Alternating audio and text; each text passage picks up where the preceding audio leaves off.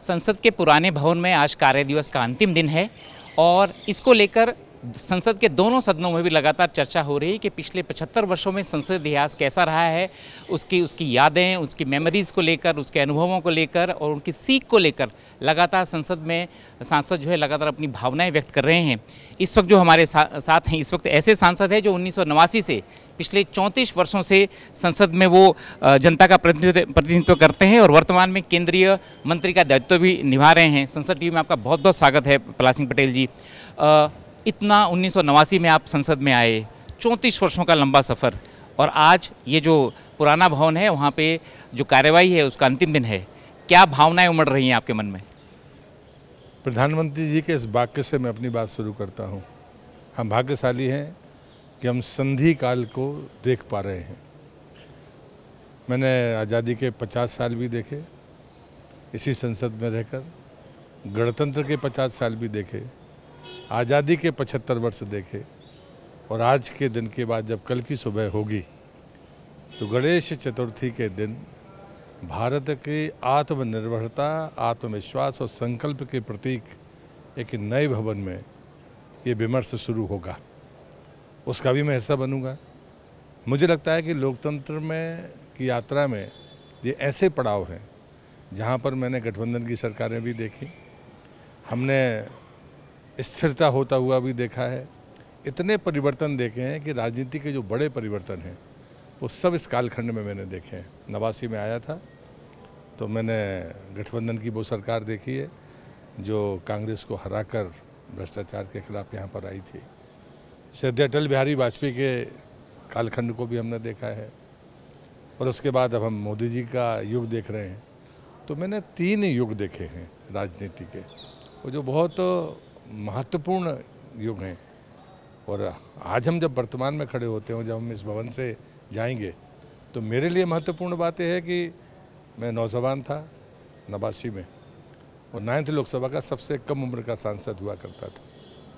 तो इससे संसद में जो वरिष्ठ थे उनसे जो मैंने सीखा, वो सीख ने मुझे जो संबल दिया कि ये भवन इस बात का गवाह है कि श्रद्धेय अटल बिहारी वाजपेयी जी ने कहा था कि कुएं में मत कूदना, बैल में जाना। मैं ऐसा सांसद हूँ जो आज तक कभी संसद के बैल में नहीं गया। दूसरा, उन्होंने मुझे सीख दी थी कि अपनी आवंटित जगह के अलावा कहीं से नहीं बोलना और कहीं बैठना नहीं। मैं समझता हूँ कि जिसने भी देखा होगा दूरदर्शन तो अभी आया है लोकसभा टीवी, मैं अपने स्थान से मुझे किसी ने दूसरी जगह पर बैठे हुए नहीं देखा होगा। तीसरा, उन्होंने कहा था कि हमेशा बैठकर सुनो, जितनी संख्या में तुम चुनकर आए हो बाकी लोग भी उतने ही मतदाताओं से चुनकर आए हैं, इसलिए कुछ तो होगा। अगर वो बोलेगा तो कुछ ऐसा नया मिलेगा जो तुम्हारे दिमाग में या तुम्हारे सोच में नहीं होगा। तो इसलिए संसद में सुनने की आदत जरूर डालना। तो लोगों ने अधिकतम समय मुझे संसद में बैठे हुए देखा होगा। तो ये जो सीख है, तो मुझे लगता है कि इस भवन ने और उस भवन में बैठे हुए हमारे वरिष्ठ सांसदों ने या जो नए आए उनसे भी मैंने सबसे सीखा है, ये मैं गर्व के साथ कह सकता हूँ। एक बात और, क्योंकि आप ग्रामीण अंचल से आते हैं और जब आप आए यहाँ पे संसद में, व्यक्तिगत तौर पे ऐसी कुछ स्मृतियाँ, कुछ ध्यान आता हो कि ये बड़ी चीज़ थी, ये बड़ी सीख थी मेरे लिए? मैं आपको 3 घटनाएं जरूर सुनाता हूँ। जब मैं पहली बार चुनकर आया तो हमारे यहाँ पर अजय मुशरान एक बड़े नेता कांग्रेस के होते थे, वो सांसद भी रहे हैं। तो वो मेरे पास आए, संसद में सेंट्रल हॉल में बुलाया, और उन्होंने कहा कि तुम्हारे पिता तो किसान थे, मेरे पिता, उनके पिता मंत्री थे। तो उन्होंने जो बात मुझसे कही, लेकिन जारी चर्चा के बाद, तो उन्होंने कहा कि संसद में अंग्रेजी जानना क्वालिफिकेशन भले ना हो, लेकिन ना जानना डिस्क्वालिफिकेशन है, इसलिए वो समझ रखनी चाहिए। जबकि हम हिंदी के हिमायती लोग थे, हम अटल जी के को अपना नेता मानते हैं और मानते थे, और मैं हिंदी के प्रति आग्रही था, लेकिन उनकी बात को मैं 100% सही मानता हूँ। दूसरी घटना मैंने अटल जी की आपको 3 बातें बताई हैं, लेकिन मैंने आसंदी की ताकत एक बार देखी कि सोमनाथ दा चेयर पर थे और श्रद्धेय अटल बिहारी वाजपेयी जी उस समय अस्वस्थ थे, और एक मामले में उन्हें वोट डालने आना था और लाबी बंद हो गई, और वो लाबी और उसके बीच में खड़े रहे, व्हील चेयर पर थे। जब सोमनाथ दा को ये पता चला तो उनने किसी रूलिंग को नहीं माना। उन्होंने कहा कि अटल जी किसने रोका, और उनका वोट डाला हुआ माना जाएगा, उनको सदन के भीतर आने की ज़रूरत नहीं। दूसरी बात, एक बार इंटरप्शन की बात आई कि सोमनाथ दा बड़े नेता थे, तो वो पता नहीं उनका ध्यान नहीं था। अटल जी ने जो बात हिंदी में कह दी, उनने आपत्ति करते हुए अंग्रेजी में वही बात की जो अटल जी बोल चुके थे। तो चूंकि हम अटल जी के निर्देशों का पालन करते थे, तो हम सुन रहे थे कि जो बात अटल जी ने हिंदी में कही वही सोमनाथ दा ने अंग्रेजी में कह दी। मैं खड़ा हो गया, तो मैंने कहा हिंदी में कहा है तो आपत्ति है, आपने तो अंग्रेजी में वही बात कही। अटल जी ने इसको पकड़ा और अटल जी खड़े हो गए, क्या सोमनाथ दा, किस बात की आपत्ति है। और वो इंटरप्शन इंडिया टुडे के पहले दूसरे जो पन्ना होता था उस पर वो छपा। तो मुझे लगता है कि इंटरप्शन में विनोद था। और बाद में जब हम बाहर निकले तो लॉबी में सोमनाथ दा ने मुझे कंधे पे हाथ पटकाया, बदमाश तूने आज फंसवा दिया है। मैं पता नहीं कहाँ ध्यान में नहीं था, लेकिन तू इतना सुनता है एक एक शब्द कि तूने इतना कंपेयर कर लिया। तो मुझे लगता है कि ये चीज़ अगर अटल जी ने सीख ना दी होती तो शायद मैं ये काम नहीं कर सकता था। दूसरा, जब हम मुद्दों पर बोलते हैं तो बिना तैयारी के नहीं बोलना चाहिए। जो समझ आपकी ज़मीनी हो, या आपने पुस्तकों से पढ़ी हो, या किसी से विमर्श किया हो, तथ्य के अलावा संसद के पटल पर कभी अनुमान से नहीं बोलना चाहिए। ये बात अटल जी कहते थे, और इसलिए मुझे लगता है कि कभी भी ऐसा अवसर नहीं आया कि हम भाषण दें और उससे शब्द काट दिया जाए।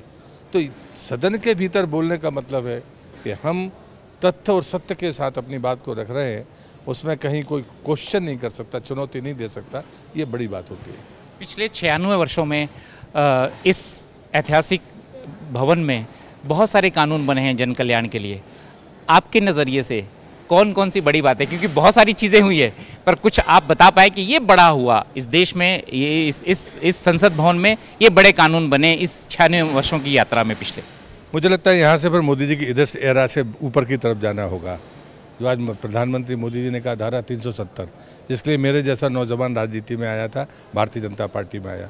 जब मैं दोनों सदनों में मेज़ थपथपा रहा था, मंत्री के नाते मुझे राज्यसभा में भी जाने का मौका मिला। मुझे लगा कि जीवन का सबसे सफल दिन आज का मेरा ये है, और इसलिए मुझे लगता है कि ये महत्वपूर्ण क्षण थे। और दूसरा, जब हम और पीछे जाते हैं, मंडल कमीशन पे हमने आंदोलनों को देखा है, उसके परिणामों को हमने बहुत नज़दीक से देखा है। लेकिन biodiversity bill, plant varieties bill और बायोडाइवर्सिटी बिल, जब हम स्टैंडिंग कमेटी में थे तो उस समय नीतीश कुमार जी मंत्री हुआ करते थे। तो लेकिन मैंने उसमें क्लॉज नहीं थी। मैं हमेशा कहता था कि जो गांव के लोग हैं वो अपनी लोकल की भाषा में बोलते हैं, उनका वर्टिकल नेम वो नहीं जानते, उनका अपना स्थानीय नाम होता है। रिसर्चर हों या जो भी हों वो नाम लेकर आते हैं, लेकिन उनका नाम नहीं डालते। वो नया क्लास जुड़ा और बाद में वो कानून का हिस्सा बना। तो मुझे लगता है कि मैं जिस परिवेश से आता था, तो मैं हमेशा कहता था कि ग्रामीण विकास और कृषि में एक मुझे चाहिए, एक पार्टी जो चाहे वो हमको दे। हमने कभी आग्रह वैसा नहीं किया, और इसलिए मुझे लगता है कि ग्रामीण विकास और कृषि, और उसमें वो चीज़ें नीचे आती हैं कि आप मजदूर के बारे में सोचते हो, आप प्रकृति के बारे में सोचते हो, और वो चीज़ें कभी ना कभी आपको जीवन में आगे जाकर मिलती हैं, उसका लाभ मिलता है। तो जो चीज़ें आप शुरुआत करते हैं, भविष्य में जाकर वो आपको बड़ा करती है, ताकतवर बनाती हैं, जिसका प्रमाण है। तो केंद्रीय राज्य मंत्री प्रहलाद सिंह पटेल जी कह रहे हैं कि उन्होंने बहुत कुछ सीखा वरिष्ठ नेताओं से इस दौरान। अटल जी की उन्होंने बात करी, जो उन्होंने बात की उसको उन्होंने शब्दशः निभाया, और वो उनके लिए बहुत अच्छा रहा, ये कहना है केंद्रीय मंत्री प्रहलाद सिंह पटेल जी का। पवन कुमार शर्मा, संसद टीवी, नई दिल्ली।